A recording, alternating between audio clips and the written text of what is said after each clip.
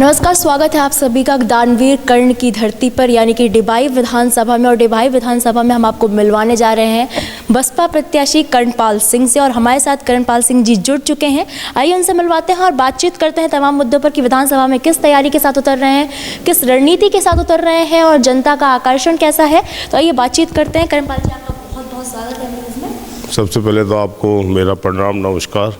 कैसे हैं आप? मैं बढ़िया हूँ, ठीक हूँ। और क्षेत्र में सब कैसा चल रहा है?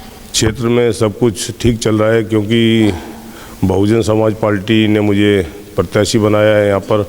और बहुजन समाज की जो नीति है, बहुजन हिताय बहुजन समाय, जो सुखाय की जो नीति है, उस नीति के अनुसार ही यहाँ पर हमारा काम चल रहा है। जनता के अंदर जागृति लाई जा रही है कि देश में या डिवाई में सबसे जो बड़ा समाज है वो बहुजन समाज ही है।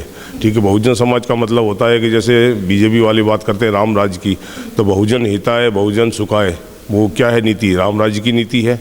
ठीक है, जिसमें ये चाहते हैं कि सभी धर्मों के लोग, सभी समाज के लोग सुख शांति से रहें और सुखी जिनका विकास हो। ये एक नीति है, बीएसपी की नीति है। जिस नीति को देखा जाए तो रामायण काल के अंदर जैसे रामायण हुई थी, महाभारत काल के अंदर भगवत गीता हुई, और चाहे देश के अंदर आप देखिए जब अशोक कौटिल्य ने अर्थशास्त्र दिया, ठीक है, उसी प्रकार आज के आधुनिक युग के अंदर बाबा साहब ने भी एक रामायण, भागवत गीता और कौटिल्य की जो चाणक्य की कौटिल्य थी, अर्थशास्त्र थी, उसी के अनुसार जो भारत का संविधान है वो भी एक आज वही नीति है। जो भारत का संविधान है वो हम पूरे लोगों को आपस में मिलने जुलने का, समानता का अधिकार दे रहा है, शिक्षा का अधिकार दे रहा है। आज जब भी देखिए कि आज समाज के अंदर किसी भी जाति का लोग हों, किसी भी समाज के छूत हो जो पहले चले आ रहे थे, आज वो एक कक्षा में बैठकर साथ में समानता से पढ़ते हैं। तो ये सब जो नीतियाँ हैं, इन नीतियों को बढ़ाने का काम आज कौन कर रहा है? बहुजन समाज पार्टी कर रही है। वो देश को एक सूत्र में वोट जोड़ना चाह रही है, सब आदमियों को एक सूत्र में जोड़ के विकास के नाम पर हिंदुस्तान को आगे बढ़ाना चाह रही है, विश्व के पटल पर रखना चाह रही है। ठीक है, इसलिए मैंने इस पार्टी को ज्वाइन करके इस क्षेत्र में मैं प्रयासरत हूँ। आप सक्रिय हैं, आप प्रयासरत हैं, लेकिन विपक्ष भी अक्सर कहता रहता है और मतलब लोग भी, मतलब मैंने उनको कहते हुए देखा है कि मतलब कार्यकर्ता तो सक्रिय है, लेकिन जो आपकी सुप्रीमो है मायावती जी, वो जो है वो ना मतलब कोई वर्चुअल मीटिंग कर रही है, ना चुनाव प्रचार में आ रही है। तो लोगों का कहना है कि इससे वोट पर असर पड़ेगा। तो आपको क्या लगता है? बहन जी की जहाँ तक बात है, बहन जी की ने जो नीतियाँ बनाई हैं, जो उनका संगठन बनाया है, मैं ये मानता हूँ कि न वो बीजेपी के पास संगठन है और न समाजवादी पार्टी के पास संगठन है, न वो कांग्रेस के पास संगठन है। एक जो कोई मुखिया है वो इतने एक सुनियोजित तरीके से अपनी सेना को चलाती है। राजा कोई ज़रूरी नहीं है कि राजा ही युद्ध लड़े, सेनापति होता है वो युद्ध लड़ते हैं। और उन्होंने इतने हर जगह सेनापति बना दिए हैं, उनके सूबेदार बना दिए हैं, हर जगह गांव के ऊपर प्रधान बना दिए हैं। वो लड़ने के लिए उन्होंने क्षेत्र को डायरेक्शन देती हैं। और डायरेक्शन किसको दिया जाता है? एक राजा ये जरूरी थोड़ी कि हर समय युद्ध में ही लड़े। हाँ, विषम परिस्थितियों में जब उसको ज़रूरत होती है, जब वो उतर के आती हैं और संचालन करती हैं। बिल्कुल। डिवाई के सेनापति यहाँ पर क्या धमाका करने वाले हैं और किस तरह से उनकी तैयारी? डिवाई के अंदर जहाँ तक मैं मानता हूँ, डिवाई की जो मूल समस्या यहाँ पर है कि पुलिस प्रशासन, तहसील और हर जगह जो भ्रष्टाचार व्याप्त है, वो जो पुराने विधायक हैं उनकी साठगांठ से मैं जहाँ तक समझता हूँ, लोगों के बीच में रहा हूँ, वो है, उसके कारण पनपा है। तो मेरी सबसे पहले प्राथमिकता यही रहेगी कि जो सरकारी तंत्र है वो कोई भ्रष्ट नहीं होता है कभी भी।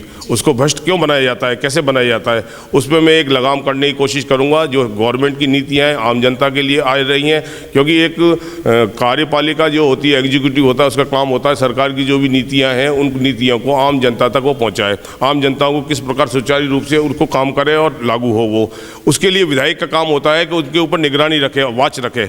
ठीक है, वॉच रखने के बाद में क्या जो सरकारी तंत्र है वो सही दिशा में काम कर रहा है, आम जनता तक पहुंचा रहा है, नहीं पहुंचा रहा है, न कि उनके साथ मिली भगत करके दूसरे काम करे। तो मैं डिवाई की जनता को और आप लोगों को इस चैनल के माध्यम से ये कहना चाहता हूँ कि ये मैं बिल्कुल पूर्ण रूप से ख़त्म करके रहूँगा। भ्रष्टाचार मेरा मेन मुद्दा है, भ्रष्टाचार बिल्कुल नहीं होने दूंगा। आम जनता को जो योजना आती हैं, चाहे मेरी विधायक निधि का जो भी पैसा आएगा, वो टोटल ही पैसा बिल्कुल ईमानदारी के साथ जनता के बीच में लगाया जाएगा। दानवीर कर्ण की धरती भी कहा जाता है, तो मतलब इसकी जिस तरह से खूबसूरती होनी चाहिए, मतलब यहाँ पर रोजगार के भी कई साधन हो सकते हैं और आपको पता होगा कि बेरोजगारी बहुत ज़्यादा है, तो इसके लिए आप क्या करेंगे इसको? देखिए, ये क्षेत्र, सबसे पहले तो मैं ये कहना चाहूँगा कि जो हमारा क्षेत्र है दानवीर कर्ण का क्षेत्र है, और उसके साथ अनुपशहर जो लगता है, जिसे छोटी काशी भी कहा जाता है, उसके कई भी गाँव रखते हैं, वो भृगु क्षेत्र भी कहा जाता है। भृगु यहाँ एक ऋषि हुए थे जिन्होंने यहाँ का जो ज्योतिष के बहुत बड़े ज्ञाता थे। राजा कर्ण थे, बड़े दानवीर थे, जिन्होंने अपनी दोस्ती के लिए, ठीक है, सब कुछ अपना न्यौछावर कर दिया। तो यहाँ की जनता है, वो यहाँ की जनता भोली भाली है, क्योंकि वो दान करना जानती है, पर उसे ये पता नहीं कि भाई दान करने का जो तरीका है क्या है, क्या क्योंकि वोट का भी तो दान ही है एक, देखा जाए तो मतदान भी दान ही है एक। तो मतदान करने के लिए वो इस बार लोगों को बताया जा रहा है, क्योंकि गंगा जैसी पवित्र पावन भूमि के सहारे ये डिवाई विधानसभा है। तो मैं तो जनता से यही अपील करना चाहूँगा, जितनी प्रकार गंगा पवित्र है, ऐसी पवित्रता के साथ आप वोट करें और बीएसपी को विजयी बनाएं। मतलब जितने भी प्रत्याशी यहाँ पर मतलब सभी पार्टियों से उतरे हुए हैं, सबका मतलब यही वादा है कि हम मुफ्त बिजली देंगे और ये करेंगे वो करेंगे, बिजली सड़क पानी। आपके अलग मुद्दे क्या है जिससे जनता आपसे बहुत ज़्यादा प्रभावित हो और आपको ही मतलब अपना समर्थन दें? मैं डिवाई विधानसभा क्षेत्र को मैं कई पिछले सालों से देख रहा हूँ।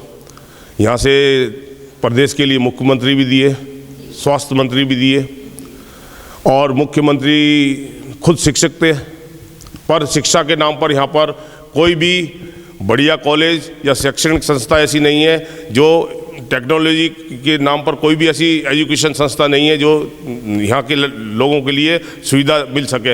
एक तो सबसे पहले मैं कहना चाहूँगा कि इसके लिए मैं यदि यहाँ से विधायक बनता हूँ, चाहे सरकार मेरी बने ना बने, पर शिक्षा के लिए मैं एक लोगों से मिलकर एक टेक्निकल कॉलेज या कोई भी शिक्षण संस्था या डीपीएस स्कूल या डीएवी टाइप की स्कूल मैं यहाँ देने की पूरी कोशिश करूँगा।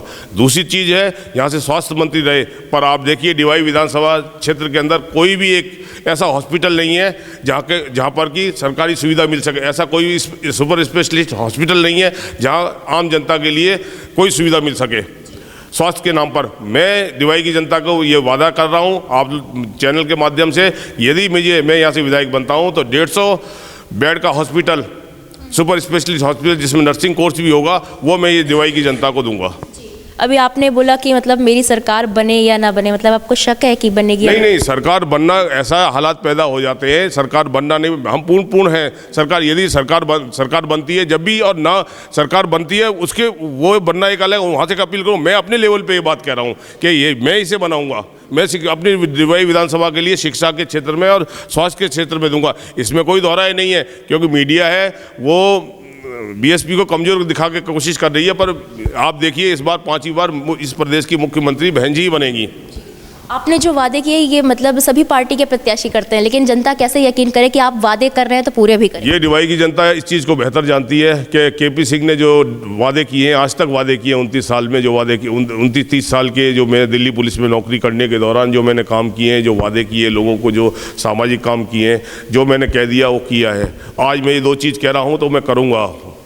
आप मतलब दिल्ली पुलिस में मैं असिस्टेंट कमिश्नर ऑफ पुलिस के पद पे था, और मैंने इस जनता की दुख दर्द को समझते हुए 8 साल पहले अपनी नौकरी से त्यागपत्र देकर और मैं जनता के बीच में आया हूँ। मैं यहाँ पर मैंने क्षेत्र में काफ़ी सामाजिक काम किए, और मेरे पिताजी जो बीडीओ पद से रिटायर्ड हुए हैं, वो बड़े ईमानदार हॉनेस्ट आदमी थे।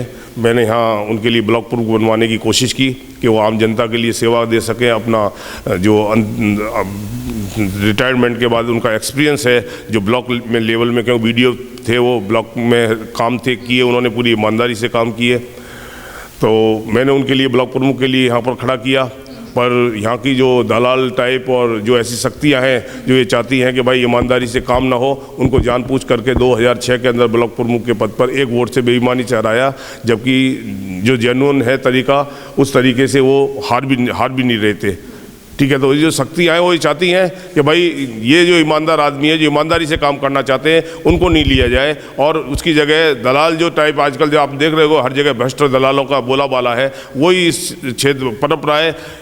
जब तक ईमानदार लोग आगे नहीं आएंगे, पढ़े लिखे लोग आगे नहीं आएंगे, सर्विसमैन लोग आगे नहीं आएंगे, ठीक है, जब तक इस देश का विकास नहीं होगा। एक क्रांति के लिए ऐसे लोगों को आगे आना जरूरी है, मैं तो यही कहना चाहूँगा। पुलिस और राजनीति बिल्कुल अलग अलग है, तो फिर मतलब आप राजनीति में पुलिस की से राजनीति में पुलिस में और राजनीति का देखो, पुलिस देखा जाए तो एक पुलिस क्या होती है, मैं मानता हूँ इस देश के अंदर पुलिस से ज़्यादा किसी आदमी को नहीं पता होता है कि भाई ज़मीनी लेवल पे क्या होता है।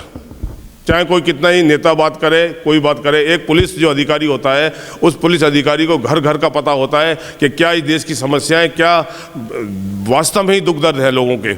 इससे पुलिस से बेहतर कोई नहीं जान सकता है। ठीक है, पुलिस किस प्रकार हैंडल होनी चाहिए और किस प्रकार से काम करना चाहिए, यदि उसके ऊपर किसी प्रकार का कोई दबाव नहीं हो तो मैं जानता हूं कि पुलिस से बेहतर इस देश के लिए कोई सेवा नहीं दे सकता।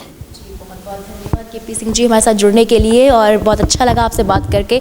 तो हम केपी सिंह जी ने बहुत मुद्दे बताए और उन्होंने बताया कि जो है अगर उनको जनता भरोसा जताती है तो वो सिर्फ अपनी निधि से जो है यहाँ का विकास करेंगे, और जो ज़मीनी स्तर पे कमियां हैं वो उन्होंने गिनवाई कि यहाँ पर ये होना चाहिए था, और अगर जनता उन पर भरोसा जताती है तो वो ज़रूर यहाँ पर वो विकास लेकर आएंगे और इसको वास्तव में कर्णवीर की जो धरती वहाँ जाती है वैसी खूबसूरती इसे ये जरूर देंगे। और डिबाई विधानसभा में किसका सिक्का चलेगा आने वाला वक्त बताएगा और हम आपको जरूर बताएंगे।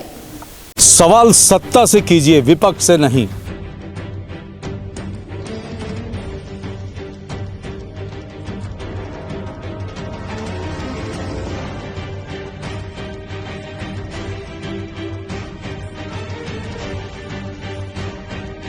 विपक्ष से सवाल करने वाले तो बहुत हैं, लेकिन सत्ता से सवाल करते हैं सिर्फ हम।